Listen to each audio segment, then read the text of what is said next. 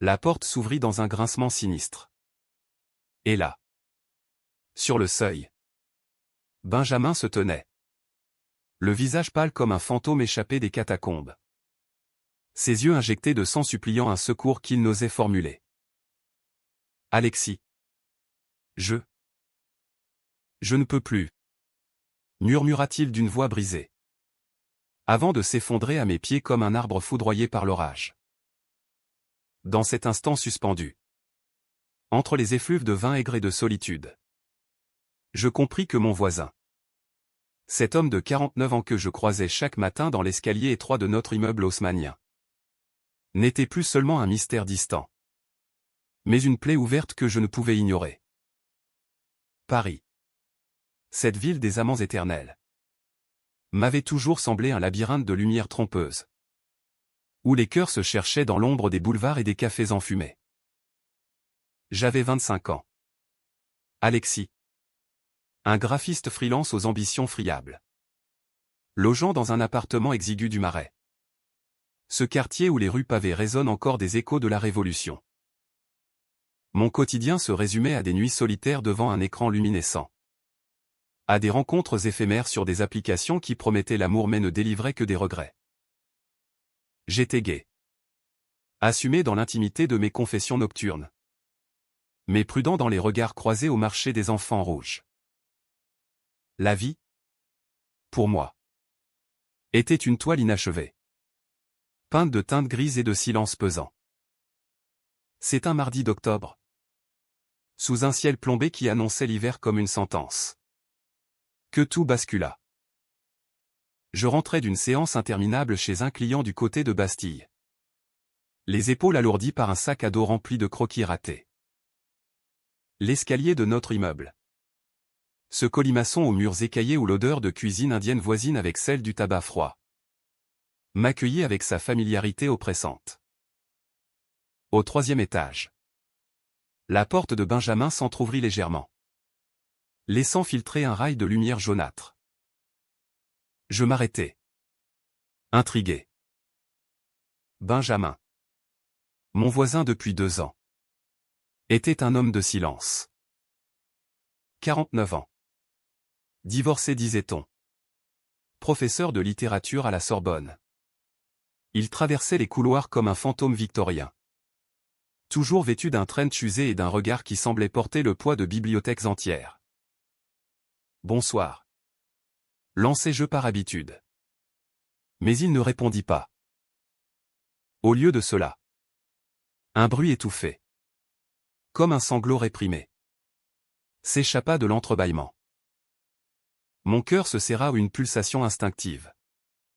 Ce mélange de curiosité et de compassion qui m'avait souvent valu des ennuis. Je poussai la porte du bout des doigts. L'appartement était un chaos organisé, des piles de livres jaunis envahissaient le salon. Des manuscrits annotés jonchaient le bureau près de la fenêtre donnant sur la cour intérieure. Et là, assis sur le bord du lit dans la chambre adjacente, Benjamin. Les coudes sur les genoux. La tête entre les mains. Ses cheveux poivre et sel, habituellement impeccables, étaient en désordre. Et sa chemise blanche, froissée, révélait une vulnérabilité que je n'avais jamais soupçonnée. Monsieur le moine, appelai-je doucement, utilisant son nom de famille comme une barrière polie. Il sursauta. Leva vers moi des yeux rougis par les larmes. Alexis. Entrez. Je vous en prie. Sa voix était un murmure rauque, chargé d'une fatigue qui semblait ancestrale. Je franchis le seuil, refermant la porte derrière moi avec précaution, comme si je pénétrais dans un sanctuaire profane. L'air était lourd d'une odeur de papier ancien et de solitude. Cette senteur âcre qui colle à la peau des hommes qui ont trop longtemps conversé avec leurs propres ombres. Il m'expliqua, entre deux hoquets, que sa sœur, unique lien familial encore vivant, avait succombé à un cancer fulgurant à Lyon. Elle était partie en quelques semaines, emportant avec elle les derniers vestiges d'une enfance partagée dans les vignobles de Bordeaux. Benjamin n'avait personne d'autre, pas d'enfant. Pas de compagnon. Seulement ces murs qui l'étouffaient. Je ne sais pas comment. Il s'interrompit, cherchant ses mots comme un noyé sa bouée. Sans réfléchir, je m'assis à ses côtés, posant une main hésitante sur son épaule.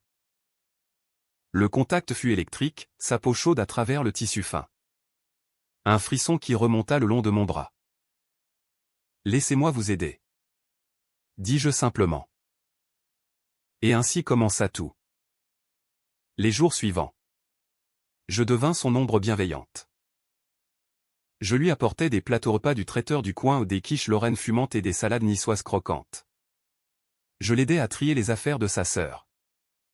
Des lettres jaunies et des photos en noir et blanc où il apparaissait enfant. Un sourire timide aux lèvres. Nos conversations s'allongeaient comme les ombres du soir sur la Seine. Benjamin parlait de Balzac et de Proust avec une passion qui faisait briller ses yeux noisettes, me contant les amours contrariées de Swann comme si elles étaient les siennes. J'écoutais, captivé, sentant naître en moi une affection trouble. Un mélange de tendresse fraternelle et de désir inavoué. Il était si différent des garçons de mon âge. Si mûr dans sa mélancolie. Avec ses rides d'expression qui creusaient son front comme des rivières asséchées. Un soir, après une journée pluvieuse où nous avions arpenté les allées du Père-Lachaise pour fleurir la tombe d'une connaissance commune, nous nous retrouvâmes dans son salon. Un verre de Bordeaux à la main. La pluie martelait les carreaux. Et la lumière tamisée de la lampe à abat-jour diffusait une aura intime. Vous savez, Alexis, dit-il en fixant le liquide rubis dans son verre.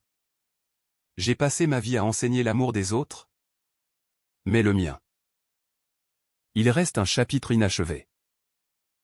Son ton était chargé d'une gravité qui me fit frissonner. Je posai mon verre, cherchant son regard.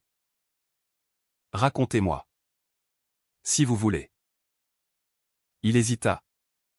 Puis, dans un souffle, avoua, il avait aimé. Autrefois. Un homme. Un étudiant. À l'époque de ses premières années à l'université. Une passion brève. Dévorante. Terminée dans le scandale et le silence imposé par une société encore rigide des années 80. Cette confidence me toucha comme une flèche. Benjamin. Cet homme si droit. Si conventionnel en apparence. Portait en lui les stigmates d'un amour interdit. Je sentis mon pouce accélérer. Une chaleur montait dans ma poitrine. Était-ce de la pitié? Ou quelque chose de plus profond? Un écho à mes propres luttes intimes? Vous n'êtes pas seul. Murmurai-je. Et ma main, guidée par une impulsion irrépressible, effleura la sienne. Il ne se déroba pas. Au contraire. Ses doigts s'entrelacèrent aux miens. Un geste timide mais chargé d'électricité. Le silence s'étira, ponctué seulement par le tic-tac de l'horloge et le crépitement de la pluie. Puis, doucement, il se pencha vers moi. Et nos lèvres se frôlèrent dans un baiser hésitant. Comme un premier pas sur une glace fragile. Ce fut le début d'une danse délicate. Un ballet d'émotions contenues. Nos rencontres se multiplièrent, des promenades le long de la Seine au crépuscule. Où il me récitait des vers de Verlaine sous les ponts illuminés, des dîners improvisés dans ma cuisine minuscule. Où je cuisinais des ratatouilles maladroites qu'il dévorait avec une gratitude enfantine. Chaque toucher. Chaque regard prolongé tissait un lien plus serré. Je me surprenais à anticiper ses besoins, à un café serré le matin. Un plaid sur les épaules lors des soirées frisquettes. Et lui, avec sa sagesse d'homme mûr, m'ouvrait les portes de sa bibliothèque intérieure. Me parlant de résilience, de la beauté des choses brisées qui se recollent en kintsugi. Pourtant, sous cette idylle naissante, des ombres planaient. Benjamin évitait certains sujets, son ex-femme. Claire, Qu'il mentionnait à demi-mot comme un fantôme bienveillant, ses absences mystérieuses les jeudis soirs? Qu'il balayait d'un sourire las. Je n'insistais pas, craignant de briser la bulle fragile que nous habitions. Mais au fond de moi, une voix murmurait, et si ce bonheur était trop beau pour être vrai? Paris, après tout, est une ville de masques, où l'amour se pare de 1000 illusions avant de révéler ses crocs. Un après-midi de novembre, alors que les feuilles mortes tourbillonnaient dans la cour comme des confettis mélancoliques, je le surpris dans son appartement, penché sur une pile de lettres cachetées. L'une d'elles, ouverte, portait l'écriture élégante d'une femme, Claire. Mon cœur se serra. Des nouvelles, demandai-je, feignant la nonchalance. Il sursauta, rangeant les enveloppes avec hâte. Rien d'important. Juste des formalités. Son mensonge était palpable, comme un voile de brume sur la Loire. Je hochai la tête, mais la graine du doute était plantée. Était-ce de la jalousie? Ou l'intuition que notre histoire, si pure en surface, recelait des abysses? Les semaines s'écoulèrent dans cette tension douce amère. Nos corps, enfin, se découvrirent un soir de tempête, quand la foudre zébra le ciel et que l'électricité sauta dans l'immeuble. Blotti sur son canapé, enveloppé dans une couverture, nos caresses hésitantes firent place à une urgence passionnée. Ses mains, calleuses d'avoir tant tourné les pages, explorèrent ma peau avec une tendresse infinie. Et je me perdis dans la chaleur de son étreinte, murmurant son nom comme une prière. Ce fut un moment de grâce, où le monde extérieur s'effaça, ne laissant que nos souffles mêlés et le battement synchronisé de nos cœurs. Je t'aime, Alexis, souffla-t-il contre mon oreille. Et ces mots, si simples, me firent larmoyer de joie. Mais l'amour, en France comme ailleurs, n'est jamais linéaire. Bientôt, les premiers signes de fissure apparurent. Benjamin devint distant certains jours, ses yeux hantés par des souvenirs qu'il refusait de partager. Je l'attribuais au deuil, à la fatigue de son métier.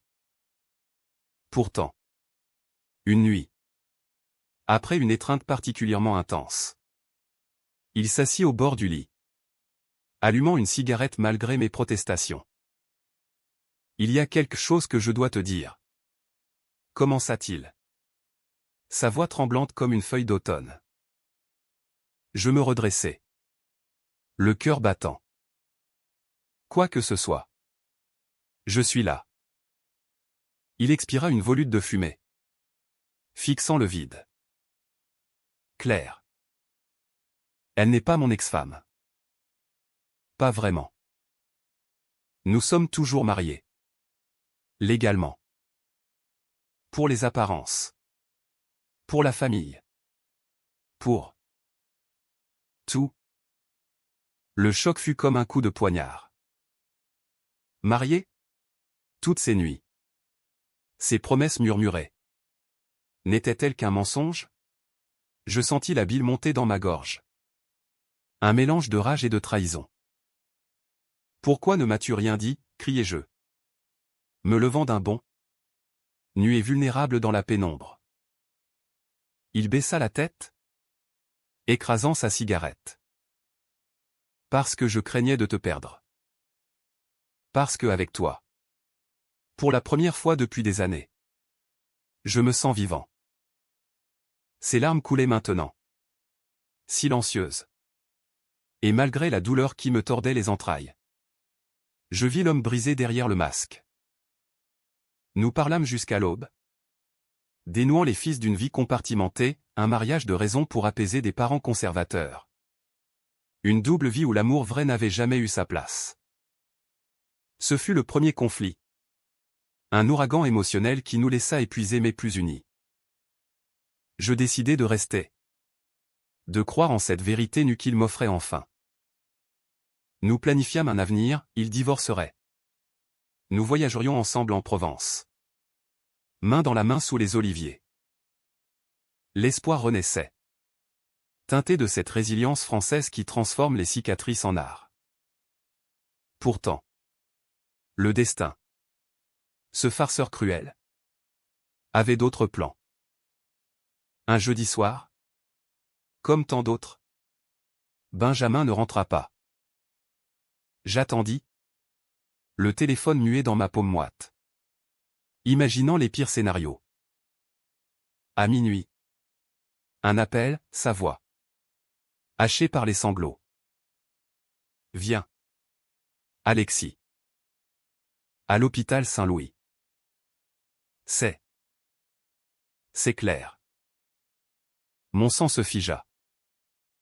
Je sautai dans un taxi sous la pluie battante. Le cœur cognant comme un tambour de guerre. Là. Dans la salle d'attente aseptisée. Je le trouvai prostré. Les traits tirés. Un accident. Expliqua-t-il. Elle rentrait de son travail. Une voiture. Les mots se perdirent dans un gémissement. Claire vivait encore. Dans le coma. Tubulée et pâle sur un lit d'hôpital. Benjamin. Déchiré.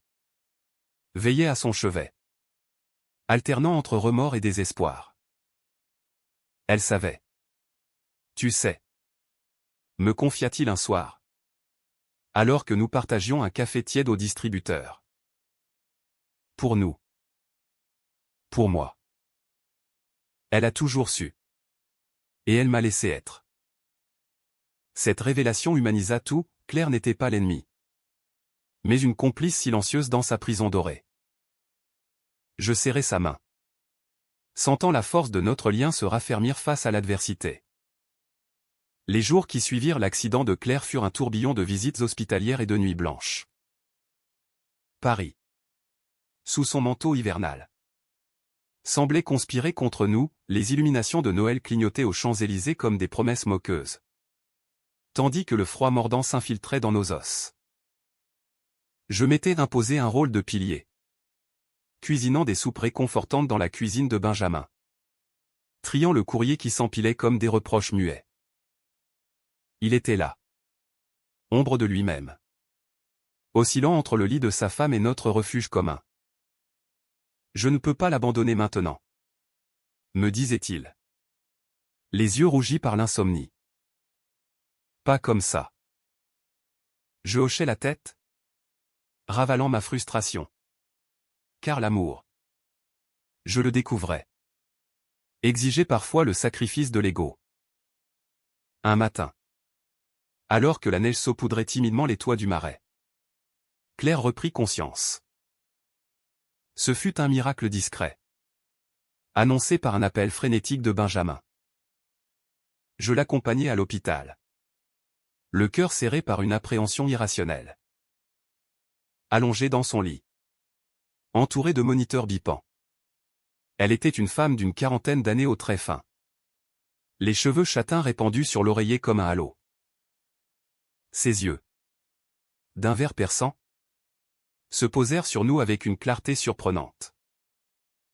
Benjamin. Murmura-t-elle. Sa voix rauque. Puis. Me voyant. Un sourire faible, et vous devez être Alexis. Il m'a tant parlé de vous.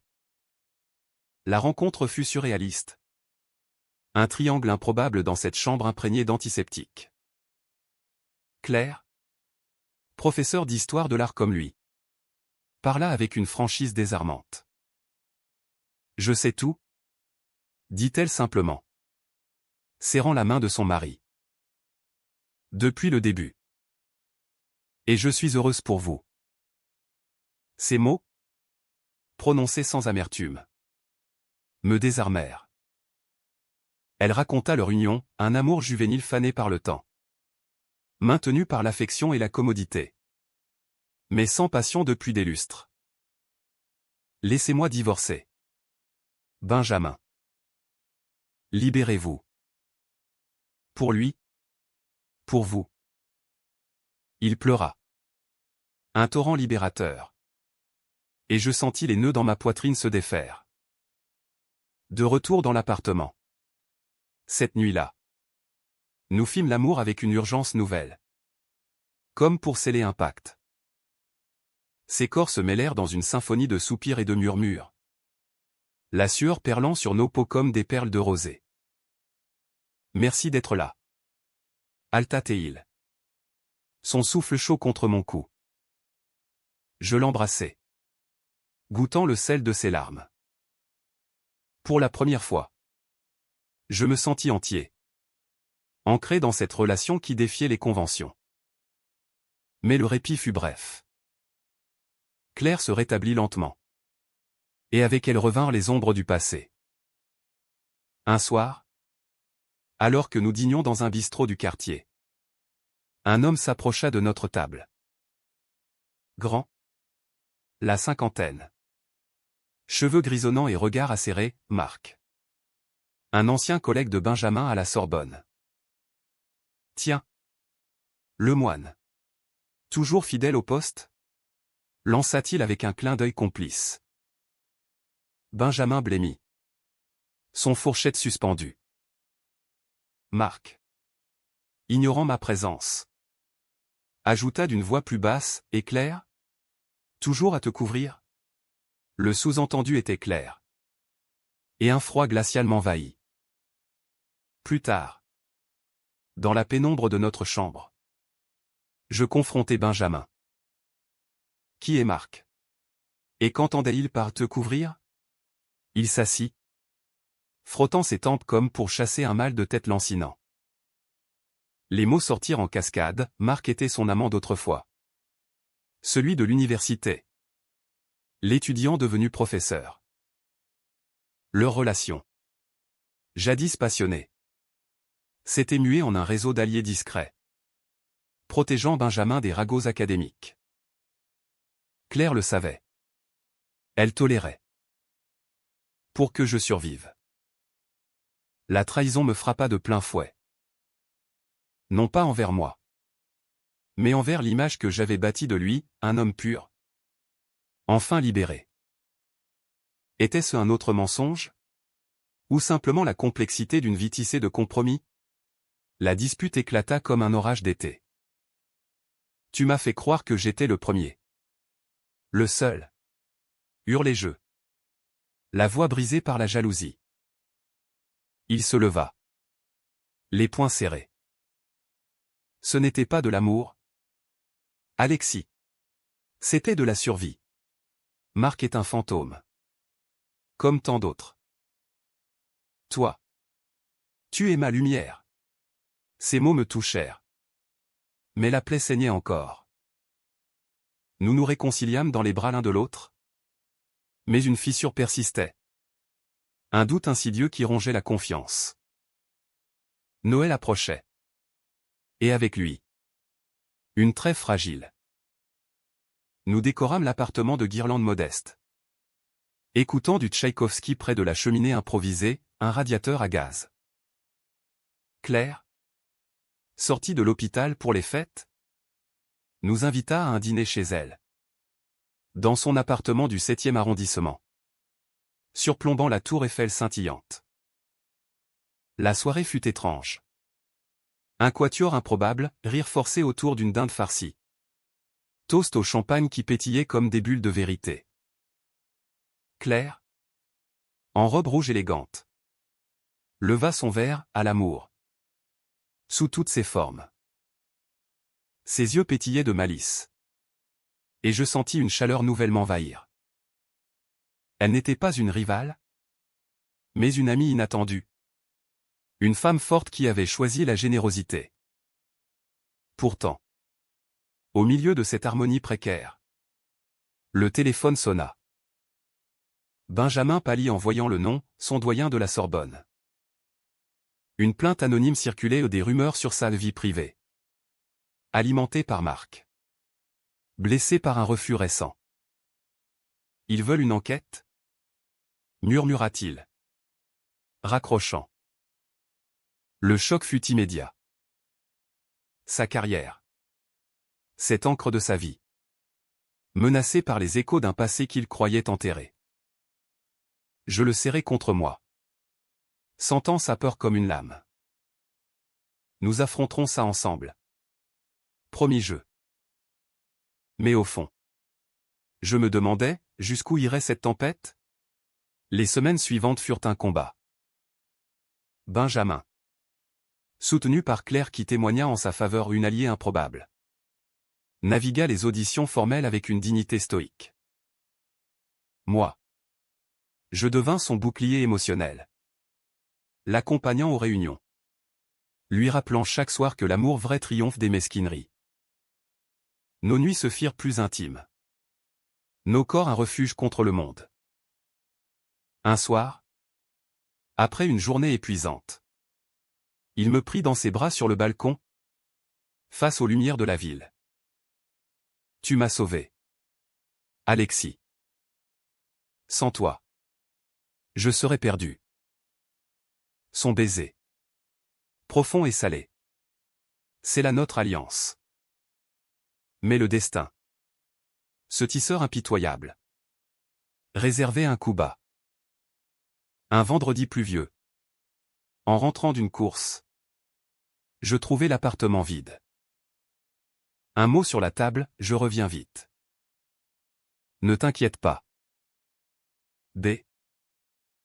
L'angoisse me noua l'estomac. Des heures passèrent. Et à la nuit tombait. La porte s'ouvrit sur un Benjamin hagard.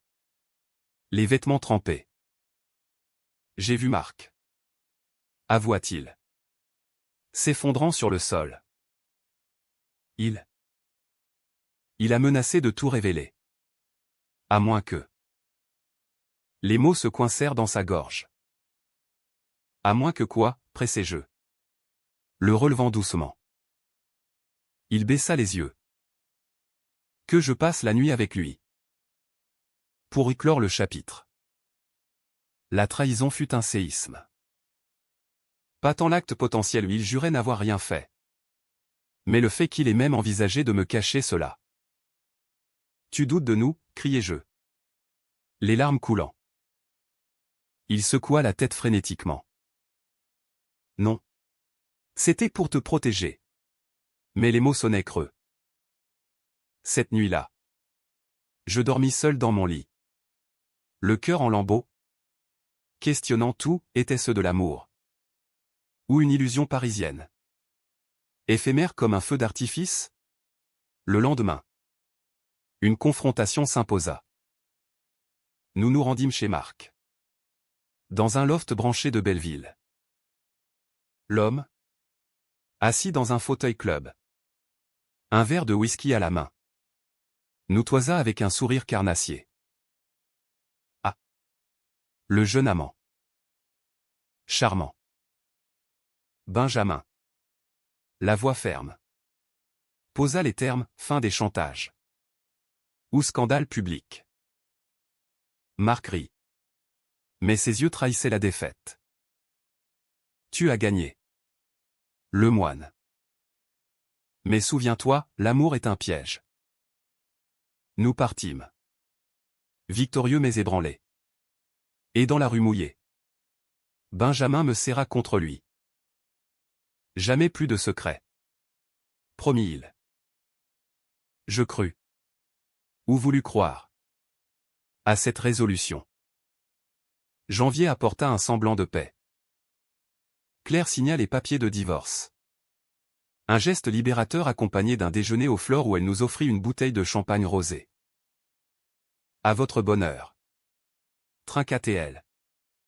Ses yeux brillants. Benjamin rayonnait. Enfin libre. Et nos projets prirent forme, un voyage à Deauville au printemps. Une vie commune dans un appartement plus grand. L'amour. Ce sentiment si français. Si nuancé. Semblait enfin à notre portée. Pourtant. Les ombres ne disparaissent pas si facilement. Une lettre arriva un matin. Anonyme. Postée de Lyon, des photos floues de Benjamin et Marc. datant d'années en arrière. Accompagné d'une note venimeuse, la vérité éclate toujours. Mon sang se glaça. Qui? Un ancien amant jaloux? Un collègue rancunier? Benjamin. Lisant par-dessus mon épaule. Blêmi. C'est fini? Alexis. On s'en moque. Mais le doute rongeait. Un ver dans le fruit.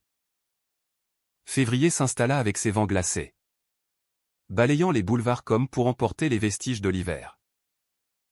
Notre relation, mise à l'épreuve par les lettres anonymes sporadiques, se forgeait dans le feu de l'adversité. Benjamin, avec sa résilience de professeur habitué aux textes ambigus, balayait les menaces d'un haussement d'épaule philosophique. Les médisants sont les fossoyeurs de leur propre paix, citait-il, me citant Montaigne lors de nos promenades matinales au jardin des Tuileries. Je riais. Mais intérieurement, l'anxiété grandissait comme une ombre sous les marronniers dénudés. Qui orchestrait cela? Et pourquoi maintenant? Alors que nous approchions enfin de la lumière, une piste émergea un soir, lors d'une réception à la Sorbonne. Benjamin m'avait invité. Un geste symbolique pour ancrer notre couple dans son monde professionnel. La salle gothique, aux voûtes résonnant d'échos érudits, bruissait de conversations sur Baudelaire et les marges de la littérature queer. Marc était là. Au bar. Un verre à la main. Son regard glissant sur nous comme une lame. Mais ce fut une femme. Une collègue nommée Élise. Qui attira mon attention, la cinquantaine. Chignon impeccable. Elle chuchotait à l'oreille d'un groupe avec une intensité suspecte. Plus tard, je l'entendis murmurer, Benjamin et ses petits secrets. Claire mérite mieux. Élise. L'amie de Claire? Sa confidente depuis l'université. La révélation me frappa comme une gifle, la jalousie d'une sœur d'armes. Blessé par le divorce imminent. Je confrontai Benjamin dans un couloir lambrissé. Élise.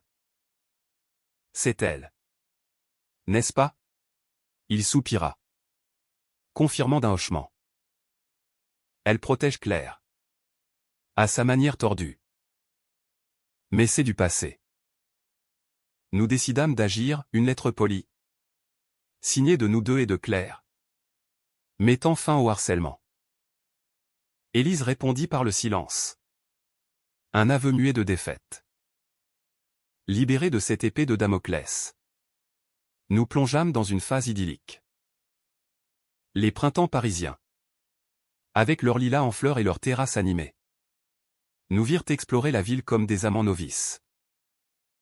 Un pique-nique au but de Chaumont, où Benjamin me lut des sonnets de Ronsard sous un cerisier en bouton, une soirée au cabaret de la Comédie Française.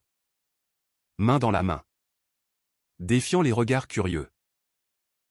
Nos corps, affinés par l'habitude, se connaissaient désormais par cœur, ses caresses lentes sur ma nuque. Mes lèvres traçant des cartes sur son torse marqué par les ans. Tu es ma muse. Alexis, murmurait-il. Et je me sentais vivant, transcendé par cet amour mature, si différent des feux de paille de ma jeunesse. Claire, de son côté, renaissait. Elle entama une thérapie, explorant ses propres désirs refoulés ou une bisexualité niée par des années de compromis. Nous la voyons souvent, formant un trio improbable mais harmonieux, dîner dans des brasseries du quartier latin, où elle taquinait Benjamin sur ses chaussettes dépareillées. Vous deux, vous êtes l'art vivant, disait-elle, ses yeux pétillants. Cette amitié naissante guérit les blessures, pour elle. La libération, pour nous. La validation d'un amour non possessif. Mais le chaos traoguettait, tapi dans l'ombre comme un chat de gouttière. Un soir de mai, alors que la ville bourdonnait d'énergie pré-estivale, Benjamin rentra tard, les traits tirés. Une réunion avec le doyen. Expliqua-t-il. Évitant mon regard. Je sentis l'odeur subtile, mais indéniable de parfum masculin. Un musc boisé qui n'était pas le sien. Le doute revint. Lancinant. Encore Marc, demandai-je. La voix tremblante. Il n'y a. Mais ses yeux fuyaient. La nuit fut un supplice, je feignis le sommeil. Écoutant sa respiration irrégulière. Imaginant des scénarios qui me déchiraient. Le lendemain. Je le suivis. Un instinct primal. Irrationnel. Me poussa à héler un Vélib et à pédaler dans les rues encombrées. Il entra dans un café discret de Saint-Germain. Face à un homme que je reconnus vaguement, un collègue. Peut-être. Mais l'intimité de leur accolade suggérait plus. Je restai dehors. Le cœur cognant. Observant à travers la vitre embuée. Ils parlèrent longtemps. Riant même. Avant qu'il ne pose une main sur l'avant-bras de Benjamin. Le geste fut innocent en surface. Mais pour moi. Il sonna comme une trahison. De retour chez nous. L'explosion fut inévitable. Qui est-ce? Hurlai-je. Claquant la porte. Benjamin sursauta. Puis s'effondra dans un fauteuil. Paul. Un ami. Il m'aide pour le dossier Élise. Mais les mensonges s'effritaient. Sous la pression. La vérité jaillit, Paul était un ancien flirt. Réapparu pour soutenir Benjamin lors de la plainte. Des cafés innocents avaient dérapé en confession. En souvenirs enivrants. Rien de physique. Je le jure. Mais. J'ai fléché. Le mot me transperça. Fléché? Cette faiblesse? Ce doute en notre lien? La dispute dura des heures. Un duel verbal où les mots volaient comme des flèches empoisonnées. Tu me vois comme un substitut? Un jeune corps pour ranimer ton ego, accusai-je. Les larmes coulant. Il se défendit. La voix brisée, non. Tu es tout. Mais j'ai peur. Alexis. Peur de rater ça. Peur que l'âge me rende indigne. Paul. C'est le passé qui appelle. Sa vulnérabilité me désarma partiellement. Mais la douleur persistait. Nous nous séparâmes pour la nuit. Moi dans mon ancien appartement. Lui seul avec ses démons. Les jours suivants furent un purgatoire. Messages hésitants. Appel muet. Claire, sentant le drame, organisa une médiation dans son salon baigné de soleil. Assis en triangle. Nous déballâmes nos âmes, Benjamin avoua ses insécurités. Né d'années de répression, je confessai ma peur de l'abandon. Hérité d'une enfance sans père. Claire, sage comme une oracle. Nous guida, l'amour n'est pas une prison. Mais un jardin. Arrosez-le. Ou laissez-le faner. Ces mots, imprégnés de sa propre renaissance, nous touchèrent. Nous décidâmes de consulter un thérapeute ensemble. Un pas vers la guérison. La thérapie fut salvatrice. Un espace neutre où nos peurs se muèrent en compréhension. Benjamin apprit à verbaliser ses doutes, à faire confiance sans possession. Nos retrouvailles furent tendres, un dîner aux chandelles sur notre balcon. Où il me offrit un recueil de poèmes reliés main. Dédiés à mon amour éternel. Nos corps se réconcilièrent dans une lenteur délibérée. Chaque caresse un pardon.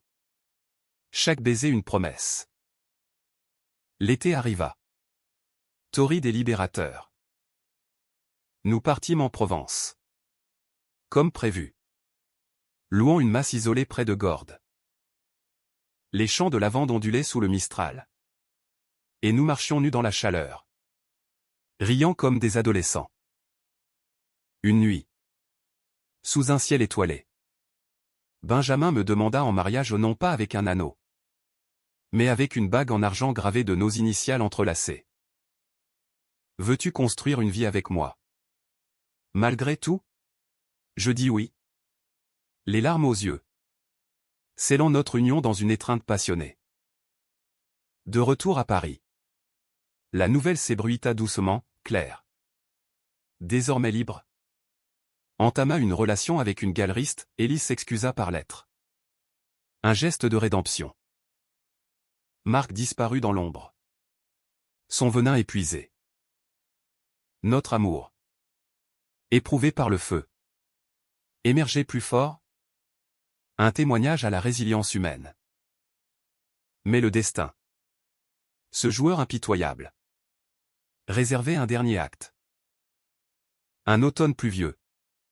Benjamin reçut un diagnostic, un début de sclérose en plaques. Une ombre génétique héritée de sa mère.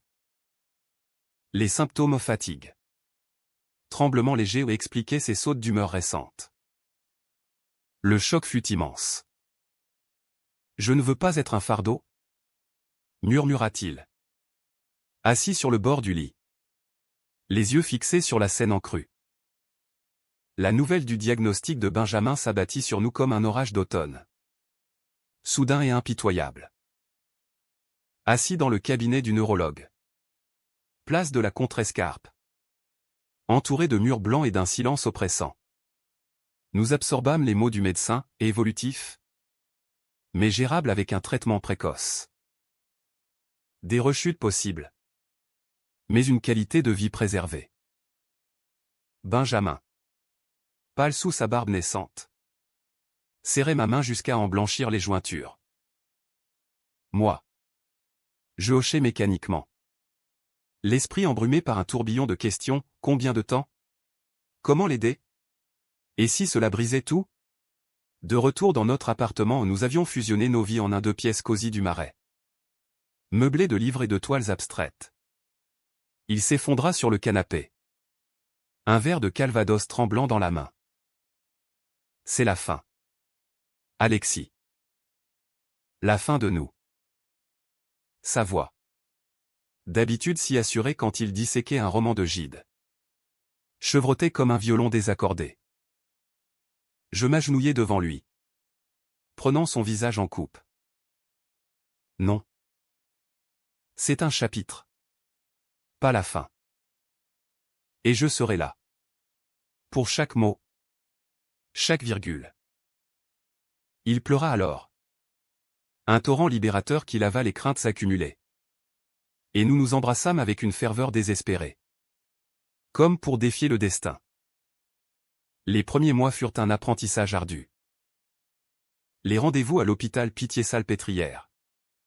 Ces marathons administratifs sous un ciel gris. Devinrent notre routine. Je l'accompagnais. Notant les prescriptions d'interférons et les conseils diététiques. Tandis qu'il luttait contre la fatigue qui le clouait au lit certains jours.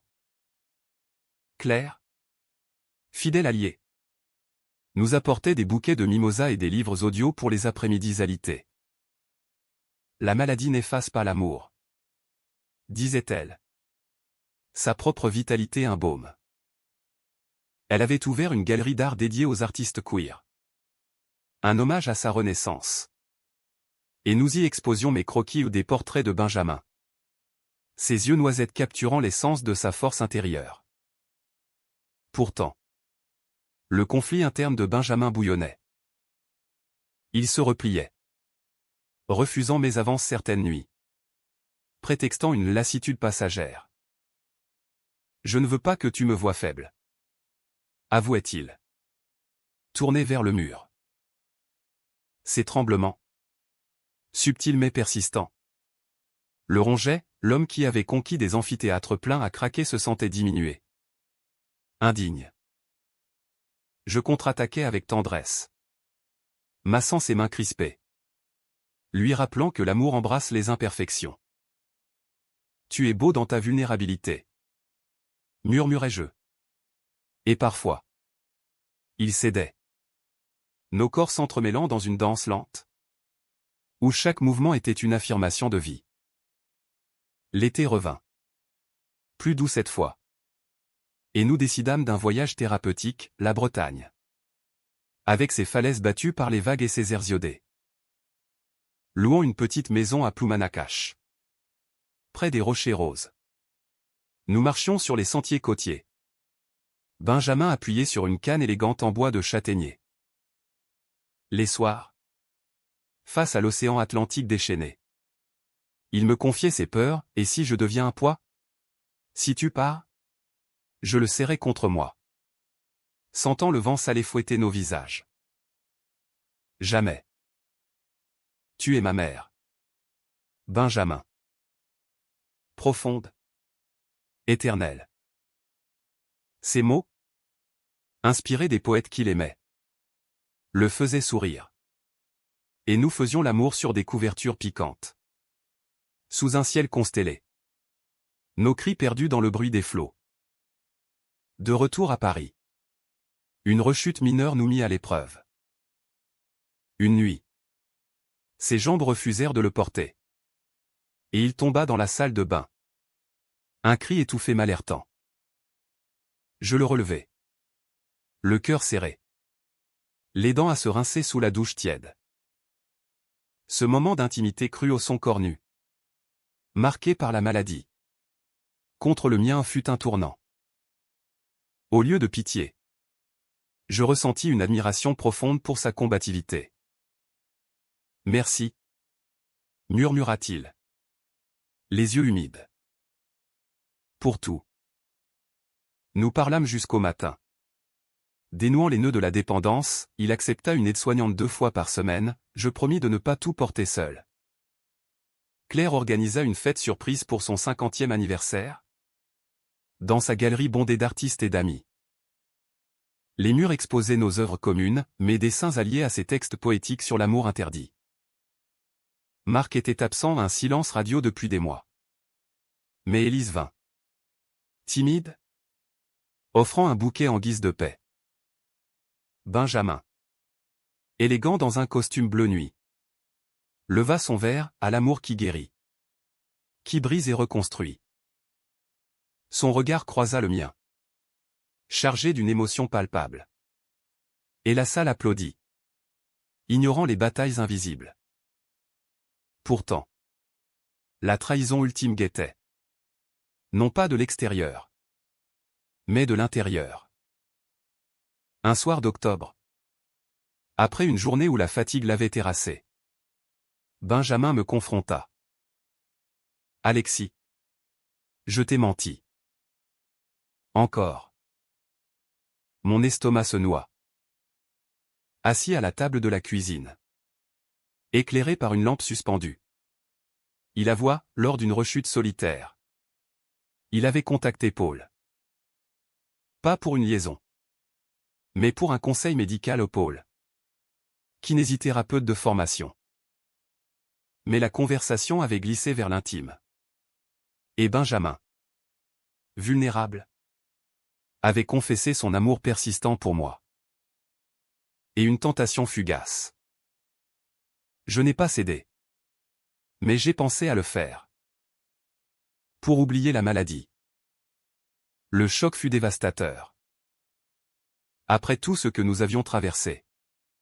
Cette faille? Je me levai. Renversant ma chaise. Tu doutes encore? Après la thérapie. Les promesses? Hurlai-je. La voix rauque. Il pleura. Suppliant, c'est la peur. Alexis. La peur de te perdre à cause de ça. La dispute vira au chaos émotionnel, objet jeté. Mots assassins. Jusqu'à ce que l'épuisement nous terrasse. Je partis marcher sous la pluie. Errant le long de la Seine. Les lumières floues dans mes larmes. Paris. Cette amante capricieuse. Me semblait hostile. Ces ponts autant de passages piégés. Le lendemain. Claire m'appela, reviens. Il est perdu sans toi. Je rentrai. Mais avec des conditions, une pause. Un mois pour réfléchir. Benjamin accepta. Le cœur brisé. Ce fut une période de deuil anticipé, des nuits solitaires dans mon ancien lit. Des croquis rageurs où son visage se déformait en masque tourmenté. Pourtant, au fil des jours, la clarté émergea. Son mensonge n'était pas une trahison, mais un cri d'aide. Un appel à la compassion face à la maladie. Je l'aimais trop pour le laisser sombrer. Notre réconciliation fut un rituel, un dîner aux petits zincs, où il me lut une lettre manuscrite, confessant ses faiblesses sans phare. Tu es mon phare, Alexis. Sans toi, je m'échouerais. Je pleurais, le pardonnant, et nous rentrâmes enlacés, nos corps se retrouvant dans une tendresse renouvelée. La maladie devint notre allié inattendu, nous forçant à une intimité plus profonde, où le sexe cédait parfois à la simple présence. Main dans la main devant un film de Truffaut. Novembre apporta une lueur d'espoir, les traitements stabilisèrent Benjamin. Et il reprit ses cours à la Sorbonne. Adapté avec une chaise roulante les jours difficiles. Ses étudiants, touchés par sa franchise sur la résilience dans la littérature, lui offrirent un hommage, un recueil de leurs essais sur l'amour queer.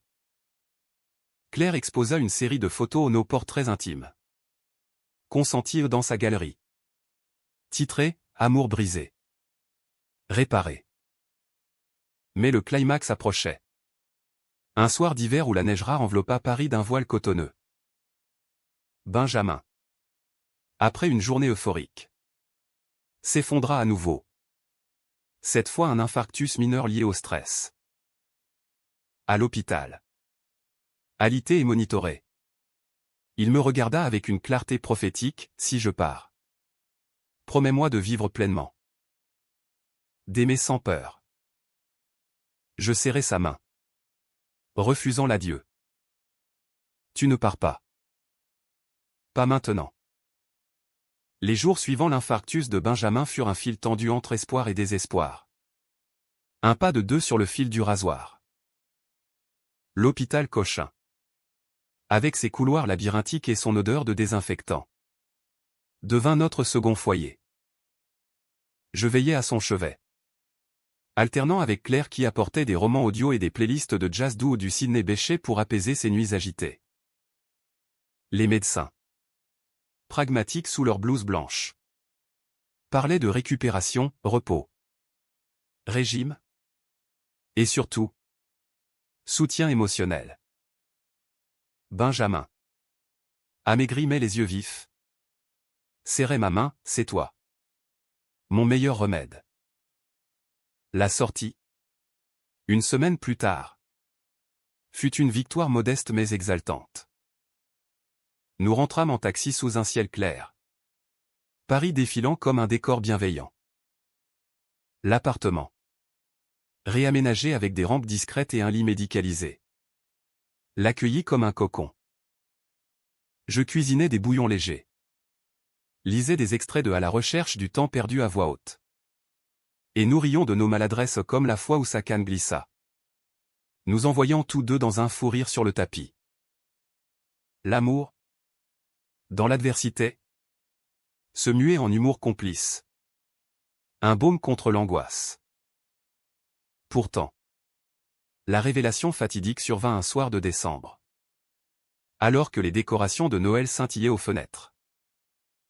Benjamin, assis près de la cheminée électrique, m'appela d'une voix grave, « Alexis, il est temps que tu saches tout. » La vérité qui m'a hanté. Mon cœur se serra, j'avais cru les secrets épuisés. Il sortit une boîte en velours usé, révélant une pile de lettres jaunies, attachées d'un ruban fané. Ce sont celles de mon père. Les mots qui suivirent brisèrent mes certitudes comme du cristal. Son père, un vigneron bourru de Bordeaux, n'avait pas succombé à un accident de tracteur, comme Benjamin l'avait toujours compté. Non, il s'était suicidé, fuyant un amour interdit pour un ouvrier de la cave. Révélé par un chantage villageois. Benjamin, adolescent, avait découvert le corps pendu dans la grange.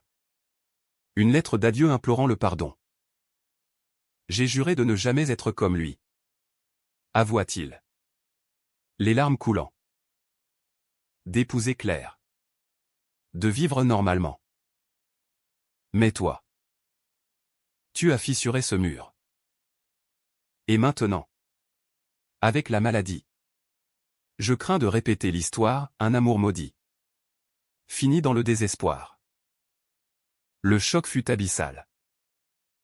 Toute notre relation, bâtie sur des fondations que je croyais solides, reposait sur ce silence. Je sentis la rage monter, mêlée à une compassion infinie. Pourquoi maintenant? Après tout, criai-je, me levant d'un bond. Il baissa la tête, parce que je t'aime trop pour te mentir plus longtemps. Pour que tu saches qui je suis vraiment, un homme brisé. Mais entier avec toi. Nous pleurâmes ensemble. Un cataclysme émotionnel qui lava les dernières scories. Cette vérité, si douloureuse, nous libéra, plus de masques. Seulement l'authenticité brute. Claire, informée, arriva le lendemain avec un album photo, des images d'enfance de Benjamin. Montrant un père tendre, loin du monstre fantasmé. Il t'a protégé. À sa façon, dit-elle. Nous organisâmes un rituel, un voyage virtuel à Bordeaux. Via des appels à des cousins lointains. Pour clore ce chapitre. Benjamin, cathartique, écrivit une lettre à son père imaginaire. La brûlant symboliquement dans le lavabo, un geste païen. Libérateur.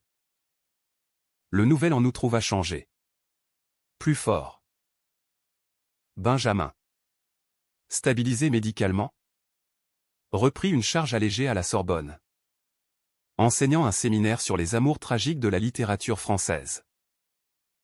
Ses étudiants, fascinés, ignoraient que le professeur vivait sa propre odyssée. Moi, je lançais une série de graphiques nouvelles inspirées de notre histoire, Certitude brisée. Un hommage anonyme à la résilience queer. Claire exposa les planches. Et la galerie déborda. Un triomphe collectif. Le printemps fleurit nos vies. Nous adoptons un chat errant. Un sphinx nu nommé Proust, qui ronronnait sur les genoux de Benjamin lors de ses siestes. Nos nuits, rythmées par les traitements, restaient des sanctuaires, caresses lentes. Conversations profondes sur l'avenir des voyages en train vers les Alpes. Des étés en Corse. L'amour, humanisé par l'épreuve, n'était plus une passion aveugle, mais une flamme constante, éclairant les ombres. Un soir d'été, sur les quais de la Seine lors d'une fête des Lumières, Benjamin s'agenouilla maladroitement avec sa canne et renouvela sa demande, « Épouse-moi. » Alexis. Pas malgré tout, mais avec tout. Je dis oui. Et nous dansâmes. Enlacés. Sous les feux d'artifice qui explosaient comme des cœurs libérés. Claire, témoin, pleura de joie, toastant à notre santé avec du cidre effervescent. La vie, imparfaite, continua, rechute mineure. Joie quotidienne. Rire partagé. Benjamin écrivit un mémoire sur l'amour et la maladie. Dédié à moi, je dessinai notre portrait. Exposé au Louvre des amateurs. Paris. Témoin indifférent. Nous enveloppa de son indifférence bienveillante. Et ainsi, dans cette ville d'amours éternels, notre histoire s'acheva non en BKCH, mais en une humanité profonde. L'amour n'efface pas les cicatrices, mais les transforme en constellations, guidant vers des certitudes nouvelles. Brisées. Oui. Mais recomposées en mosaïques plus belles.